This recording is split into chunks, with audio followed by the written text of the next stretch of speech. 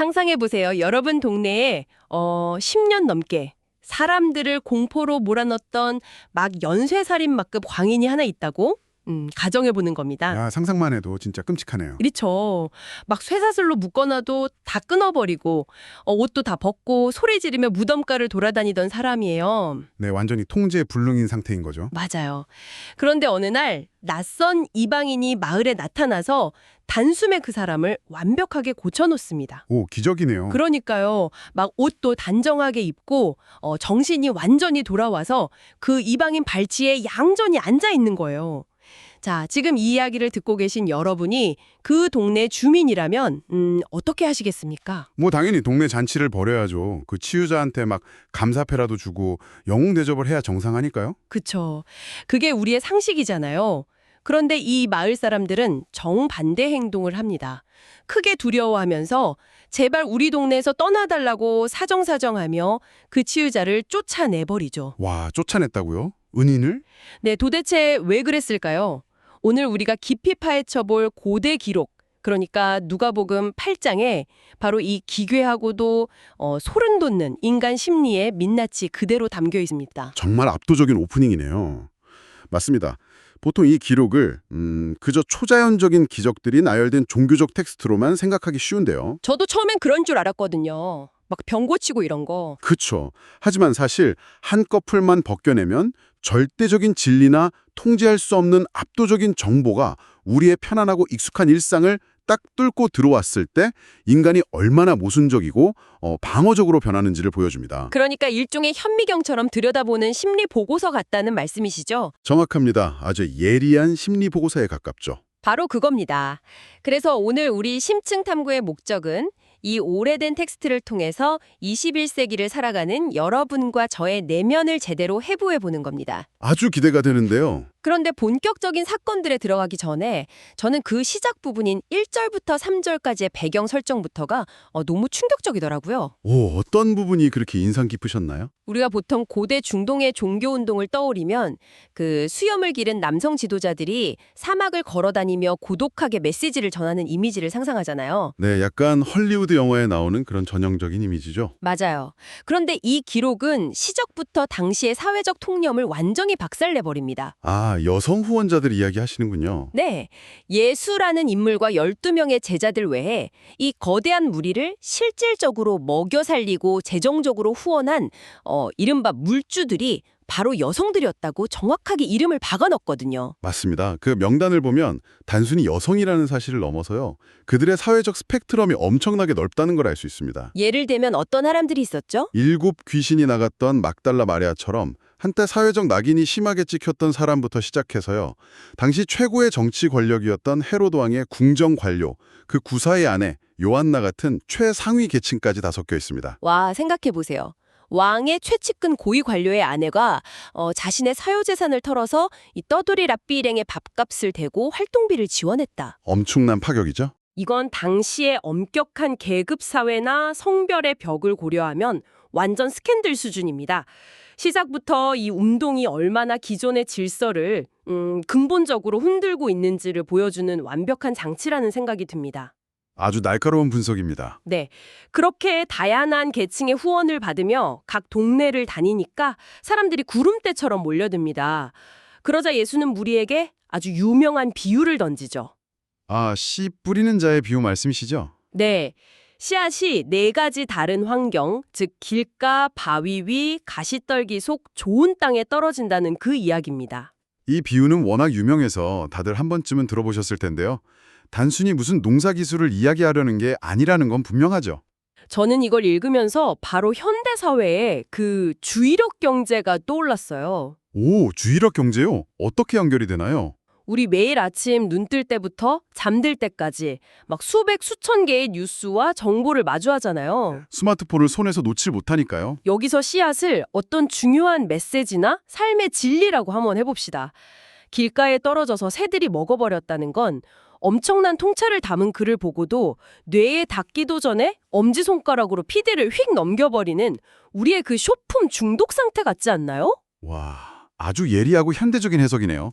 그럼 두 번째, 바위 위에 떨어진 씨앗은 어떻게 보시나요? 아, 이건 솔직히 제 얘긴데요. 자기계발서 읽고 하루 딱 불타오르는 제 모습입니다. 작심삼일 같은 건가요? 맞아요. 처음엔 와, 이거 대박이다. 내 인생은 이제 변한다 하고 감정적으로 엄청나게 기뻐하는데 뿌리가 없으니까 다음날 출근하면 언제 그랬냐는데 싹 잊어버리죠. 공감하시는 청취자분들 꽤 많을 겁니다. 하지만 이 텍스트가 가장 예리하게 꼬집는 인간의 모습은요. 세 번째, 가시떨기 속에 떨어진 씨앗에 가깝습니다. 아, 가시떨기요. 네, 기록은 이 가시떨기를 이생의 염려와 재물과 향락이라고 아주 구체적으로 해설해 놓았거든요. 이거 진짜 뼈 때리는 비유 아닙니까? 내 삶의 궤도를 바꿀 만한 묵직한 진리를 들었어요. 그런데 당장 다음 달 대출 이자는 어떡하지? 오늘 주식창 파란불 뜬 거 진짜 열받네. 막 이러면서. 이생의 염려에 질식해버리는 거죠. 맞아요. 스마트폰 알림이 쉴 새 없이 올려대고 당장의 쾌락이나 재물 걱정 때문에 그 진리가 내 안에서 자라날 에너지를 전부 빼앗겨버리는 상황인 겁니다. 결국 아무 열매도 맺지 못하는 거죠. 여기서 우리가 주목해야 할 매우 중요한 심리적 통찰이 나옵니다. 제자들이 이 비유가 도대체 무슨 뜻이냐고 묻자 예수는 이것을 하나님 나라의 비밀이라고 부르는데요. 네, 비밀이요? 어떤 이들에게는 허락되었지만 다른 사람들에게는 보아도 보지 못하고 들어도 깨닫지 못하게 숨겨뒀다고 말합니다. 잠깐만요. 그 부분은 솔직히 좀 억울한데요. 수많은 대중을 모아놓고 대놓고 떠들어 놓고는 누구는 깨닫게 하고 누구는 못 깨닫게 숨겼다. 불공평해 보일 수 있죠. 약간 일종의 지적 엘리트주의처럼 들리기도 하고요. 진리라면 모두가 알아듣게 설명해 줘야 하는 거 아닙니까? 충분히 그렇게 반발하실 수 있는 대목입니다. 하지만 여기서 숨겨졌다는 것은 예수가 의도적으로 막 암호를 걸어두어 차별했다는 의미가 아닙니다. 아, 그럼 어떤 의미인가요? 메시지를 받아들이는 인간의 수용 태도에 대한 아주 냉정한 진단에 가깝습니다. 18절을 보면 그러므로 너희가 어떻게 들을까 스스로 삼가라. 이런 엄중한 경고가 이어지거든요. 소비하러 모였잖아요. 그렇죠. 구경거리니까요. 하지만 진정한 구원 혹은 삶의 근본적인 변화는 그 정보를 소화해내는 내면의 필터, 즉 착하고 좋은 마음으로 인내하여 결실을 맺는 태도에 달려있다는 겁니다. 아, 인내. 네, 인내라는 단어가 중요합니다. 즉각적인 도파민 보상이 없어도 당장 눈앞에 가시떨기 같은 현실의 문제들이 막 찔러대도 그 진리를 끝까지 품고 견뎌내는 내면의 근력을 말하는 겁니다. 아, 그래서 등불을 평상 아래 두지 않고 등경 위에 두어 모든 숨은 것이 드러난다는 말씀이 바로 이어지는 거네요. 정확합니다. 내가 내면에서 진리를 어떻게 수용하고 인내했는지가 결국 밖으로 내 삶의 구체적인 결과로 낱낱이 폭로될 수밖에 없으니까요. 맞습니다. 그리고 이 텍스트의 구조가 정말 기가 막힌 게요. 지금 말씀하신 그 진리를 어떻게 수용할 것인가에 대한 이론적인 강의가 끝나자마자 그것을 현실에서 무자비하게 시험하는 사건들이 막 연달아 터진다는 점입니다. 와, 바로 실전 테스트네요. 네. 진리가 어떻게 인간의 편안한 현실을 부수고 들어오는지 그 첫 번째 파괴가 바로 가족이라는 개념에서 일어납니다. 이 장면도 상당히 파격적이죠. 예수의 어머니와 동생들이 찾아왔는데 사람들이 너무 많아 다가가지 못합니다. 누군가 가족들이 밖에서 기다린다고 전해주는데 여기서 아주 충격적인 선언을 해버려요. 네. 내 어머니와 내 동생들은 곧 하나님의 말씀을 듣고 행하는 이 사람들이다 라고 하죠. 인간이 가진 가장 원초적이고 강력한 유대감인 생물학적 혈연을 완전히 해체해버린 겁니다. 맞습니다. 방금 전 씨 뿌리는 비유에서 말한 말씀을 듣고 지키는 좋은 땅이 곧 내 진짜 가족이라는 거죠. DNA라는 기존의 굳건한 사회적 질서를 진리의 수용과 실천이라는 새로운 기준으로 완전히 대체해버린 사건입니다. 그런데 전문가님, 여기서 진짜 소름 돋는 포인트가 뭔지 아세요? 뭔데요? 이렇게 훈훈하게 정신적인 유대감을 강조하며 끝날 줄 알았는데 그 다음 것이 곧바로 재난 영화로 바뀐다는 겁니다. 아, 호수 건너가는 장면이요? 네, 예수가 제자들을 데리고 배를 타고 호수 저편으로 가자고 합니다. 그런데 가는 도중에 거대한 광풍이 몰아쳐요. 배에 물이 막 가득 차서 침몰 직전에 패닉 상태가 됩니다. 엄청난 위기 상황이죠. 솔직히 저는 제자들 입장이면 배신감이 들어서 너무 화가 날 것 같습니다. 방금 전까지 너희가 내 진짜 가족이다 이렇게 감동적으로 말해놓고 바로 익사 직전에 사지로 몰아넣은 거잖아요. 게다가 자기는 배 한 구석에서 쿨쿨 자고 있었다고요. 그러니까요. 진짜 얄밉지 않나요? 하하, 제자들 입장에서는 충분히 화가 날 만하죠. 하지만 이 극단적인 상황의 낙차가 바로 이 텍스트가 의도한 바입니다. 평화로운 육지에서 옹기종기 모여 앉아 진리를 논하는 건 누구나 할 수 있습니다. 내 입으로는 뭐든 다 할 수 있죠. 하지만 그 진리가 내 삶의 척추를 세우는 진짜 좋은 땅이 되었는지를 확인하려면 죽음의 공포라는 광풍 속에 직접 던져져 봐야만 아는 것이죠. 아, 이론 시험 끝났으니 현장 실습 나가자. 이거군요. 그렇죠. 제자들이 다급하게 주여 주여 우리가 죽겠나이다 하고 깨우니까 예수가 일어나서 바람과 물결을 꾸짖어 잠잠하게 만듭니다. 그리고 제자들에게 아주 뼈아픈 질문을 던지죠. 너희 믿음이 어디 있느냐? 이 질문이 앞서 바위 위에 떨어진 씨앗의 비유와 정확히 맞물립니다. 어떻게 맞물리죠? 바위 위에 떨어진 자들은 말씀을 들을 때 기쁨으로 받으나 시련을 당할 때 배반하는 자라고 했거든요. 폭풍이라는 물리적인 시련 앞에서 제자들의 내면 밑바닥이 여지없이 드러난 겁니다. 아, 듣고 보니 그렇네요. 제자들이 엄청난 두려움에 사로잡혀서 서로 묻잖아요. 도대체 그가 누구이기에 바람과 물을 명함에 순종하는 거. 네, 이 대목을 보면 제자들은 진리라는 것이 단순히 좋은 명언 몇 줄이 아니라 물리적인 자연세계의 무질서와 혼돈까지 완전히 통제해버리는 압도적인 권위라는 걸 몸으로 부딪히며 깨달아가고 있는 것 같습니다. 아주 예리한 시선입니다. 외부의 거대한 혼돈을 통제하는 권위를 보여주었으니 이제 이야기는 더 깊고 어두운 곳으로 들어갑니다. 드디어 거라사 지방이네요. 네, 인간 내면에 자리 잡은 극심한 악과 혼돈을 마주했을 때 과연 어떤 일이 벌어지는지 무대는 호수 건너편 거라사 지방으로 이동합니다. 오프닝에서 제가 말씀드렸던 그 기괴한 사건이 드디어 등장하는군요. 배에서 내리자마자 옷을 다 벗어 던지고 무덤 사이를 떠도는 사회에서 완전히 격리된 미치광이를 만납니다. 맞습니다. 쇠사슬로 묶어놔도 다 끊어버리고 통제가 전혀 안 되는 인물이에요. 그 사람 안에 있는 귀신의 이름이 무려 군대라고 나옵니다. 레기온이죠. 당시 짓밟고 파괴하던 로마 제국의 무자비한 군단을 연상시키는 이름입니다. 예수가 그 사람에게서 귀신을 쫓아내려 하자 귀신들이 자신들을 끝없는 구렁텅이로 보내지 말고 마침 저기 산에서 먹이를 먹고 있는 거대한 돼지떼에게로 들어가게 해달라고 강구하죠. 네. 그리고 예수가 허락하자 귀신들이 돼지떼로 들어가고 그 수많은 돼지가 비탈길을 막 내리달아 호수에 빠져 떼죽음을 당합니다. 저는 여기서 꼭 좀 짚고 넘어가고 싶습니다. 한 사람의 인생을 절망에서 구원한 건 너무 훌륭하고 감동적인데요. 네. 그 마을에서 돼지를 치던 사람들은 도대체 무슨 죄입니까? 경제적인 관점이시군요. 아니, 고대 사회에서 그 많은 돼지떼가 몰사했다면 그건 엄청난 경제적 타격, 거의 지역 경제 붕괴를 의미하잖아요. 솔직히 제가 그 동네 주민이었어도 내 전 재산이 물에 빠져 죽었는데 화가 나서 예수를 당장 쫓아낸 게 당연하지 않나요? 바로 그 지점이 이 텍스트가 찌르고 있는 인간 심리의 가장 아픈 곳입니다. 재산 피해 때문에 분노했다는 지적, 매우 현실적이고 타당합니다. 그쵸, 화날 만하죠. 하지만 텍스트를 자세히 보면요. 마을 사람들의 반응을 분노했다고 기록하지 않고 크게 두려워하여 떠나기를 구했다고 표현합니다. 오, 화를 낸 게 아니라 두려워했다고요? 왜 화를 내는 대신 두려워했을까요? 아, 그러니까 분노가 아니라 공포였다. 그렇습니다. 마을 사람들에게 그 미치광이는 분명 끔찍한 골칫골이었지만 쇠사슬로 묶어서 무덤가에 둔다는 자신들만의 방식대로 통제하고 격리해둔 익숙한 혼돈이었습니다. 익숙한 혼돈이요? 네, 그들은 그 불편함에 이미 완벽히 적응해 살아가고 있었어요. 그런데 쇠사슬마저 끊어버리던 그 어무청난 혼돈을 단 한마디 말로 제압하고 그 대가로 지역 경제의 기반인 거대한 돼지떼마저 순식간에 수장시켜버리는 자신들이 전혀 통제할 수 없는 낯선 권위가 눈앞에 나타난 겁니다. 와, 이거 정말 무서운 통찰이네요. 그렇죠. 그러니까 사람들은 진리나 구원이 나타나기를 바란다고 입버릇처럼 말하지만 막상 그 진리가 내가 기존에 쌓아놓은 안락한 질서, 내 기득권, 내 경제적 기반을 박살내면서 다가올 때는 차라리 그 진리를 쫓아내버린다는 거군요. 그게 바로 인간의 본성이죠. 익숙한 질서가 파괴되는 것에 대한 근원적 공포입니다.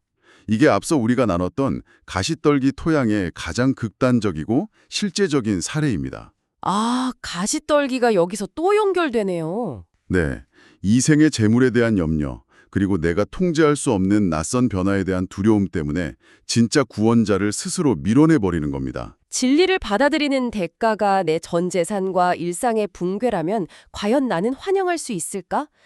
질문이 엄청 묵직해지네요. 쉽지 않은 문제죠. 결국 거라사의 대중들은 두려움과 경제적 계산 때문에 진리를 거부했습니다. 그런데 텍스트는 이 상황과 완벽하게 대비되는 두 사람의 이야기로 시선을 옮깁니다. 철저한 절망 속에서 진리를 향해 필사적으로 손을 뻗어 결실을 맺어내는 사람들이죠. 바로 해당장 야이로와 12년 동안 혈루증을 앓던 여인의 이야기입니다. 이 부분은 서사 구조 자체가 하나의 완벽한 심리적 마스터클래스라고 볼 수 있지 않나요? 맞습니다. 아주 정교하게 짜여 있죠. 저는 이 두 인물이 사회적으로 극단적으로 대비된다는 점, 그리고 10이라는 숫자가 기묘하게 교차한다는 점에 확 꽂혔습니다. 12년과 12살이죠. 네, 야이로는 회당장, 그러니까 그 지역에서 가장 존경받고 권위 있는 유력자입니다. 반면 그에게는 죽어가는 12살 된 외동딸이 있죠.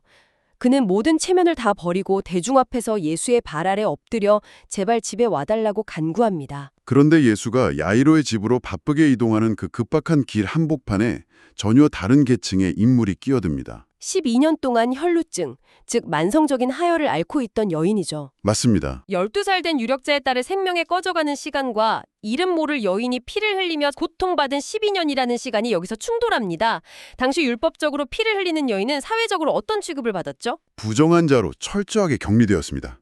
누군가 그녀와 닿기만 해도 그 사람 역시 율법적으로 부정해졌죠. 접촉 자체가 금지되었군요. 네, 12달 동안 병원비를 쓰며 재산도 다 날리고 가족도 끊어지고 종교적으로도 버림받은 완벽한 진공 상태, 즉 사회적 사망 상태나 다름없었습니다. 와, 그런 그녀가 감히 길을 막아서지는 못하고 무리가 밀려드는 혼란을 틈타 예수의 등 뒤로 몰래 다가갑니다.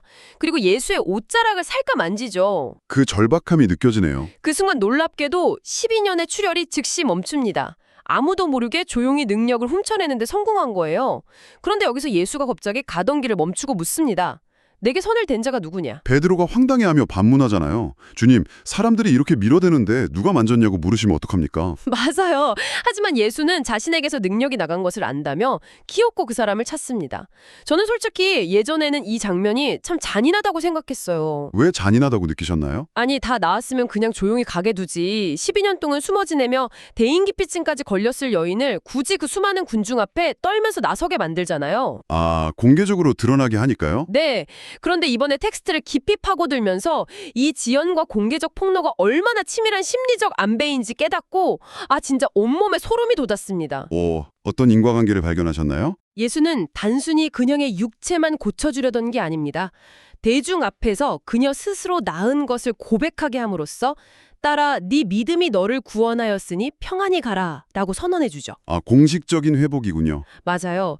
12년의 사회적 낙인을 대중 앞에서 완전히 씻어내어 그녀의 지위를 회복시켜준 겁니다. 그런데 이게 끝이 아니에요. 또 있나요? 이 감동적인 선언이 끝나기가 무섭게 야이로의 집에서 사람들이 달려와 최악의 소식을 전합니다. 당신의 딸이 방금 죽었습니다. 라고요. 바로 그겁니다. 길거리에서 여인을 불러세워 시간을 지체한 것이 단순한 우연이나 실수가 아니었다는 거죠. 맞아요. 시간을 지체한 게 아니라 완벽한 타이밍을 설계한 겁니다. 와, 설계. 예수가 이 비천한 여인을 굳이 대중 앞에 세워 그녀의 기적 같은 치료를 공식적으로 선언한 이유는요.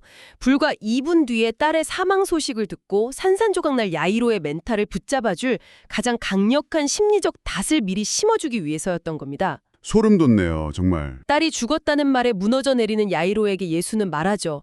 두려워하지 말고 믿기만 하라. 네. 야이로는 방금 전 절망의 끝에 있던 여인이 믿음으로 구원받는 걸 두 눈으로 똑똑히 목격했기 때문에 그 죽음의 선언 앞에서도 미치지 않고 예수를 집으로 모시고 갈 수 있었던 거 아닙니까? 정말 소름 돋는 해설입니다. 이 사건들의 배치는 인간이 극한의 절망과 마주했을 때 어떻게 그 이성의 한계를 넘어 진리를 신뢰하게 만드는지를 보여주는 절정의 서사입니다. 완벽한 타이밍이었네요. 야이로의 집에 도착하니 이미 장례의 통곡이 한창이었죠. 예수가 울지 말라, 죽은 것이 아니라 잔다고 말하자 사람들이 비웃습니다. 이성적이고 상식적인 인간의 눈에 죽음은 돌이킬 수 없는 절대적인 끝이니까요. 방금 정거래에서 사람들이 익숙한 혼돈을 깨는 권위를 두려워했듯이 이번에도 대중들은 죽음이라는 절대적 규칙이 깨질 수 있다는 말을 막 비웃어 말입니다. 하지만 창조주의 권위 앞에서 죽음조차 일시적인 수면으로 재정이 되죠. 예수가 아이의 손을 잡고 아야, 일어나라 하자 영이 돌아와 아이가 일어납니다. 그런데 저는 이 우주적인 기적의 피날레가 너무나 인간적이라서 한 번 더 놀랐습니다. 아이에게 먹을 것을 주라고 명하신 장면 말씀이시죠? 네, 죽음을 이긴 엄청난 구원의 현장인데 결론은 애 배고플 텐데 밥 좀 챙겨 먹여라 이거잖아요. 아주 현실적이죠. 환영이나 좀비가 아니라 따뜻한 피가 돌고 허기를 느끼는 완전한 일상으로의 회복. 고온한 영적 진리가 가장 평범하고 현실적인 식탁 위에서 증명되는 이 디테일이 참 가슴을 울립니다. 오늘 우리가 함께 살펴본 누가복음 8장은 참으로 거대한 테피스트리 같습니다. 진리, 즉 말씀이라는 씨앗이 현실의 토양에 떨어졌을 때 발생하는 파동들을 아주 깊게 추적해 보았죠. 그렇습니다. 지금 이 이야기를 듣고 계신 여러분, 오늘 기록이 단순히 2000년 전의 옛날 이야기로 들리시나요? 절대 그렇지 않을 겁니다. 지금 우리 삶과 너무나 맞닿아 있죠. 절대적인 진리가 우리의 삶을 부수고 들어올 때 여러분은 거라사 지방 사람들처럼 내 경제적 이익이나 익숙한 일상이 무너지는 게 두려워 진리를 막 쫓아내고 있진 않나요? 아니면 쏟아지는 스마트폰 알림과 주식창의 파란불에 휩쓸려 진리가 숨막혀 죽게 내버려두고 있진 않습니까? 아니면 12년을 앓던 여인이나 외동딸을 잃은 야이로처럼 인간의 한계를 뛰어넘는 철저한 절망 속에서도 결코 포기하지 않고 진리의 옷자락을 꽉 움켜쥐는 믿음의 토양을 가지고 계신가요? 우리 내면의 필터는 지금 어떤 상태인지 한 번쯤 점검해 볼 필요가 있겠습니다. 자, 오늘의 심층 탐구를 마치며 여러분의 머릿속을 아주 복잡하게 만들 도발적인 질문을 하나 던지며 마무리하겠습니다. 네, 들어보죠. 텍스트 후반부를 보면 극명하게 대조되는 예수의 두 가지 명령이 나옵니다.